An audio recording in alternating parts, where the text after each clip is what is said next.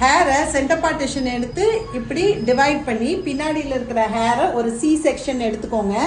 எடுத்துட்டு இதை அப்படியே கிளிப் பண்ணி வச்சிருங்க. இப்போ இந்த இருக்கிற ஹேரை விட்டுட்டு இந்த ஹேரை மட்டும் ஒரு ஃப்ரெஞ்ச் பிளாட் போடுங்க. ஹேரை ஃபுல்லாக பிளாட் பண்ணிடுங்க. இப்படியே இந்த பக்கத்துலேயும் சேம் பிளாட் பண்ணிடுங்க.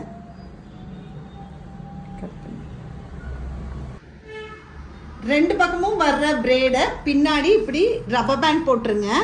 ரப்பர் பேண்ட் போட்டுட்டு இந்த ஹேரை ஓப்பன் பண்ணி விட்டு கோம் பண்ணிட்டீங்கன்னா ஸ்டைலாக உங்களுக்கு அந்த பிரேட் வெளியே தெரியாமல் இன்னர் போன மாதிரி ஸ்டைலான ஒரு பிரேடிங் ரெடி. ட்ரை பண்ணி பாருங்கள்.